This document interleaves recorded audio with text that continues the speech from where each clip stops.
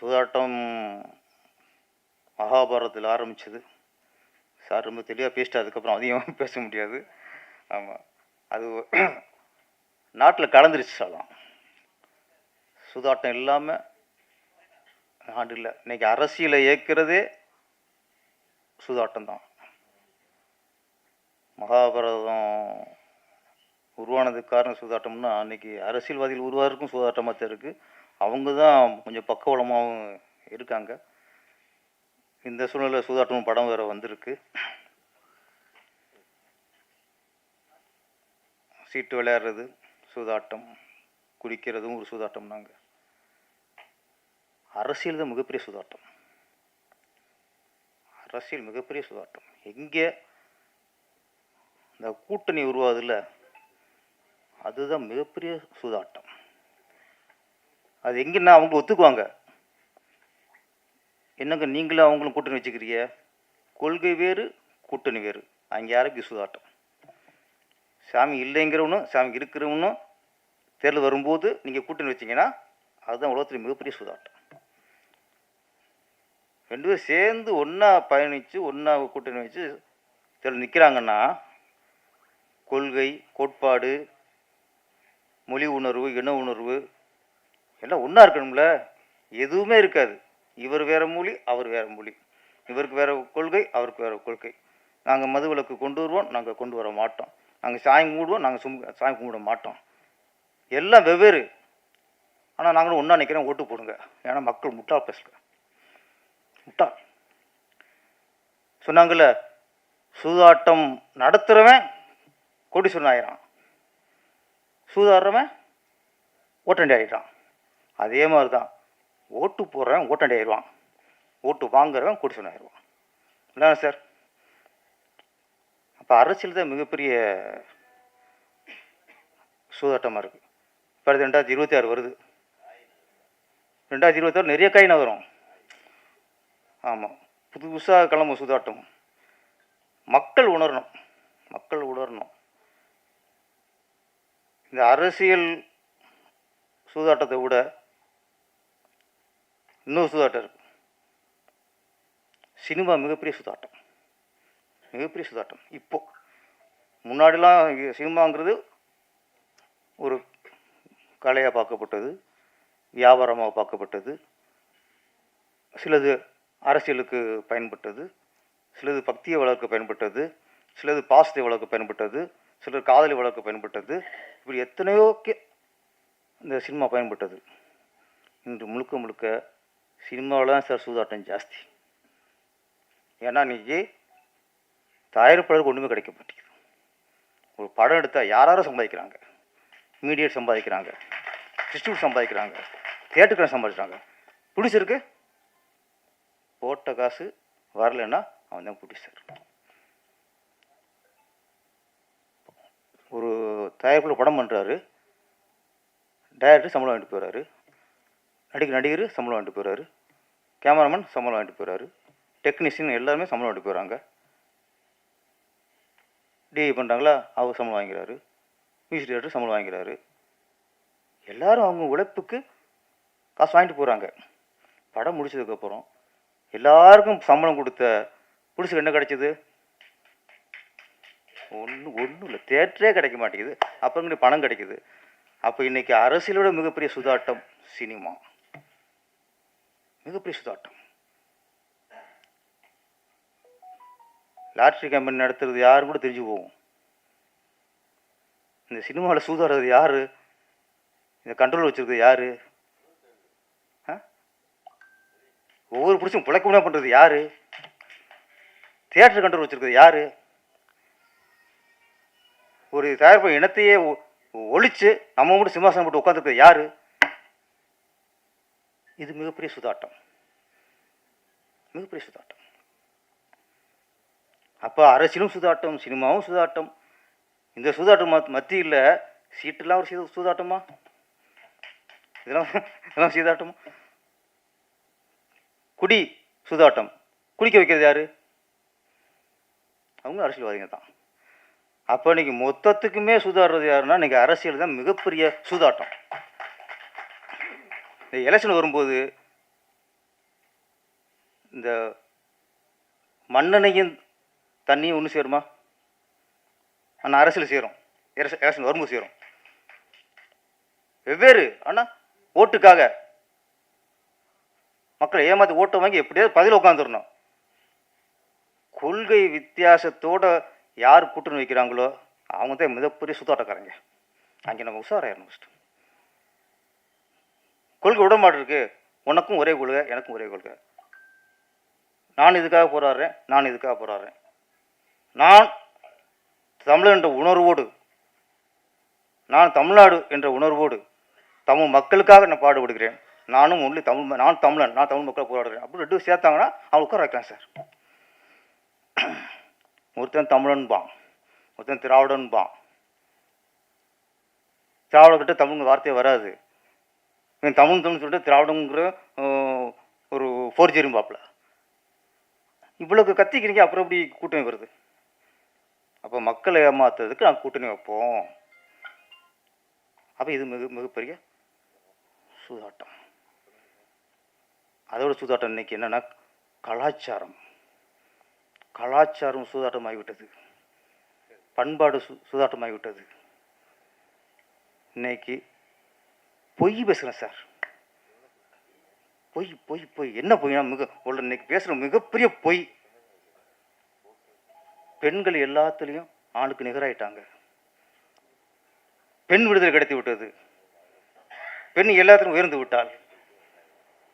பெண் அடிமைத்தனம் சுத்தமாக ஒழிக்கப்பட்டு விட்டது. இதுதான் இன்னைக்கு மிகப்பெரிய பொய். ஒரு பொண்ணு நைட்டில் தனியாக போக முடியல. கெடுத்து குட்டிச்சிறை கருப்படி சின்னவளம் ஆக்கிறாங்க. என்ன தமிழ் இடம் பெண்கள் என்ன முன்னேறிட்டாங்க? இன்னைக்கு பெண் பெரிய சூதாட்ட பொருளாயிட்டா. ஒரு லவ்வரோட எந்த கோவை எல்லார் மனசும் இன்னைக்கு பத்திட்டு எரியுது. 2 நாள் அந்த செய்தி பார்க்கும்போதெல்லாம் வயிறு எரியுது. என்ன நாடுது? நாங்கள் பெண்களுக்கு முன்னாடி பண்ணிட்டோம். என்ன பண்ணிட்டியா? அப்பாவது கோனான் சார் ஒரு காலகட்டத்தில் நான் சார் உங்கள் தைரியத்தை வேந்து பார்ப்பேன். ஒரு ஆளுங்கட்சி அப்போல்லாம் எம்ஜிஆர்னா அவர் பவர். எம்ஜிஆர் யாரும் ஜெயிக்க முடியாது. எம்ஜிஆரும் பயம் இருந்துச்சு. அந்த நேரம் ஆளுங்கட்சிக்கு எதிராக அரசியல் படம் எடுத்தவர் வி.சி. கோதானன் சார். பயப்பட மாட்டார் அவர். அந்த துணிச்சல் வி.சி. கோதானன் சாருக்கு உள்ள துணிச்சல் 1% இன்னைக்கு உள்ள இயக்குநருக்கு இருக்கா? இருந்தால் சினிமா சூதாட்டம் ஆகாது. இன்னைக்கு யாருக்கும் எதிர்த்து பேசுறதுக்கு வலு இல்லை. ஒரு அரசியல்வாதியை எதிர்த்து பேச முடியல. அடுத்த நாளத்துக்கு உள்ள வச்சுறாங்க. பெண் கோவையில் நிறைய பேர் அந்த பொண்ணையே அந்த நேரத்தில் அங்கே போச்சு. ஏன் தனியாக போச்சு? ஒரு பொண்ணை 3 பேர் சின்னவனமாக்கி குத்துயிரும் கொலையுரம் போட்டான். இன்னொரு 1/2 மணி நேரம் கழிச்சு அந்த பொண்ணை தூக்கிட்டா செத்து போயிருக்கோம். ஆனால் இங்கே நிறைய பேர் 11 மணிக்கு அங்கே என்ன வேலை? ராத்திரியில் அங்கே அங்கே என்ன வேலை? நம்ம வீட்டில் ஒரு பொம்பளை தெரியாதுன்னா போயிருந்து இப்படி பண்ணியதை கேட்பீங்களாடா எல்லாரும்? போன தப்பு தான். ஒரு பொண்ணுக்கு இங்கே பாதுகாப்புலையா ஒத்துக்குங்க. அப்போ நம்ம அலோன்ஸ் பண்ணிடுறோம். இங்கே ஒரு பொண்ணு வையனை தனியாக போனால் பாதுகாப்புன்னு சொல்லுங்க. அப்புறம் கேளுங்க ஏன் போனின்ட்டு. இங்கே பொண்ணு தனியாக விட மாட்டோம். போனாங்க ஒரு லவர்ஸ் விட மாட்டோம். லவர் அவன் பையனை அடிச்சு போட்டு நாங்கள் 5 பேரும் சேர்ந்து கொண்டு குடிச்சிடாக்கி விடுவோம். அண்ணா யூனிவர்சிட்டி அப்பவும் இதே கேள்வி. அங்கேயும் அவன் புதற்குள்ள போனாங்க. போனால் கெடுப்பீலாடா புறம்போக்குங்களா?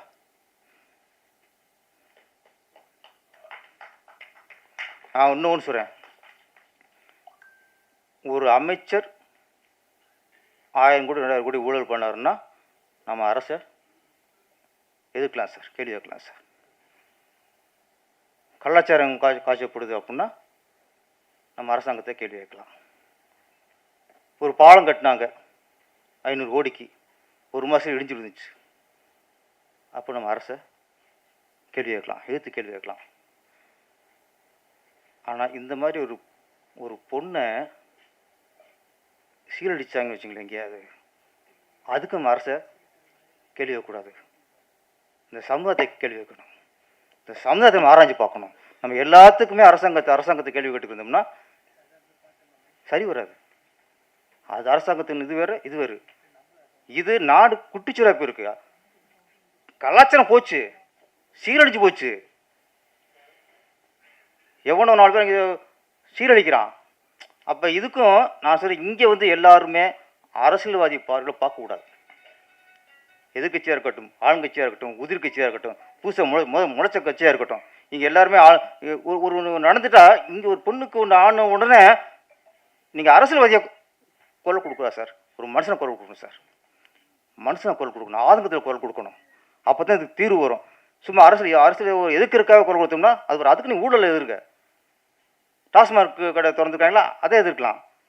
இந்த மாதிரி ரகசியம் அந்த மாதிரி தெரியாமல் சூதாட்டம் நடக்குதா, அதுக்கு நம்ம அரசாங்கம் தெரிஞ்சுக்கலாம். இந்த பாலியல் பலாத்காரத்துக்கு வந்து யாரும் அரசியல்வாதியாக குரல் கொடுக்காம எல்லாரும் மனுஷனாக குரல் கொடுத்தா தான் இது ஒரு தீர்வு வரும். ஒரு அரசாங்கத்தை குற்றம் சுமத்துறதுக்காக எண்ணத்தில் நீங்கள் குரல் கொடுத்தீங்கன்னா இதுக்கு தீர்வு வராது. உனக்கு ஒரு வாய்ப்பு கிடைச்சி போச்சு, அரசாங்கத்தை நம்ம கேட்டுருவோம், அதுக்கு கேட்காம இருக்கலாம்யா, அதுக்கு கேட்காம இருக்கலாம்.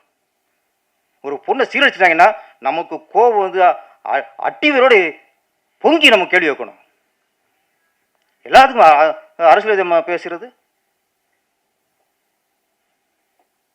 இந்த கோவில் நடந்தது, இது நம்ம ஒவ்வொரு அண்ணா யூனிவர்சிட்டி நடந்துச்சு, இதுதான் கடைசியாக இருக்குன்னு சொன்னோம். அதுக்கப்புறம் 100 நடந்துச்சு, இதுதான் கடைசியாக இருக்குன்னு சொன்னோம்.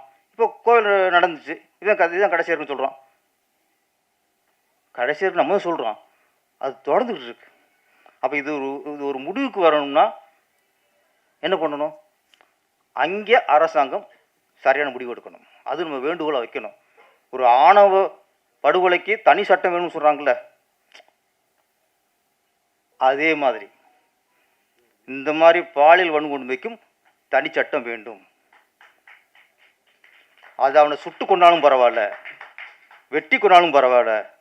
அதுக்கப்புறம் ஒரு பொண்ணு மேலே ஒரு தவணை கை வைக்கும் போகும்போது ஏற்கனவே இது மாதிரி பண்ணவனுக்கு வந்த தண்டனை புத்தியில் படணும், கண்ணு முன்னாடி தெரியணும்.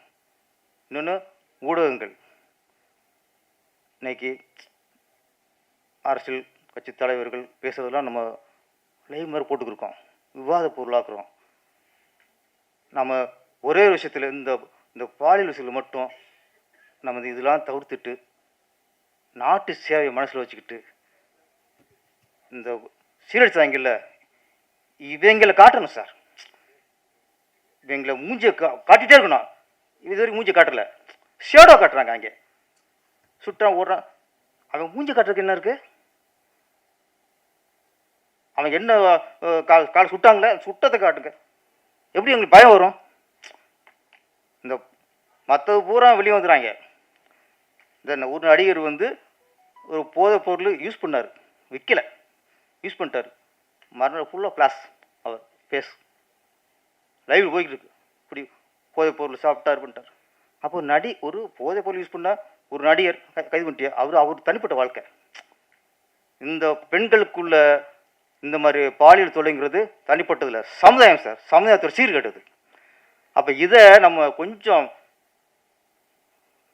மற்றதுக்கு முக்கியத்துவம் இதையும் கொடுக்கணும்.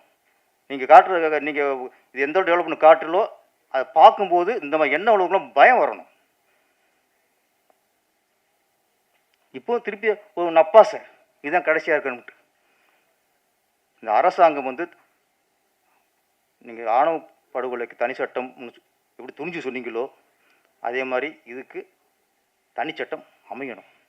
அமைஞ்சு அதுக்கான இதை காட்டினா தான் கொஞ்சம் குறையும். இந்த நேரத்தில் நம்ம அந்த பாதிக்கப்பட்ட பெண்ணை பூர்ண குணமடைஞ்சு வரணும். இன்னும் சின்ன வேண்டுகோள், ஹாஸ்டல்னா என்ன? ஒரு பெண்களை ஒரு பெத்த தாய் தப்பேன் ஒரு நம்பித்தானே ஹாஸ்டலுக்கு அனுப்புகிறாங்க. ஹாஸ்டல் என்ன கிழிக்கிறிய? எப்படி ஹாஸ்பிட்டலுக்கு பொண்ணு வெளியே போச்சு? நினச்ச நேரத்துக்கு வெளியே போகிறதுக்கு நினச்சதுக்கு வர்றதுக்கு ஹாஸ்டலு. அப்போ ஹாஸ்டல் சரியான கண்காணிப்பு இருக்கணும். ஹாஸ்டல் தான் ஃபஸ்ட்டு பொறுப்பு. ஒன்றை மீறி எப்படி வெளியே வந்து பொண்ணு வெளியே போச்சு? ஹாஸ்டல் நம்பி தானே பெற்றவங்க உள்ளே அனுப்புகிறாங்க. அப்போ அந்த ஹாஸ்டல் தமிழ்நாட்டில் இருக்க எல்லா ஹாஸ்டலுமே, அதுவும் பெண்கள் லேடிஸ் உள்ள ஹாஸ்டல் எல்லாருமே கொஞ்சம் பொறுப்போட, ரொம்ப ஒரு கண்ட்ரோலோட வச்சுக்கணும். அப்புறம் சீரழிஞ்சதுக்கப்புறம் என்ன பிரயோஜனம்? அதனால் ஹாஸ்டல் ரொம்ப பொறுப்பு. அரசியல்வாதிகள் ஒரு ஏரியாவில் ஒரு நிகழ்ச்சி நடந்துருச்சு,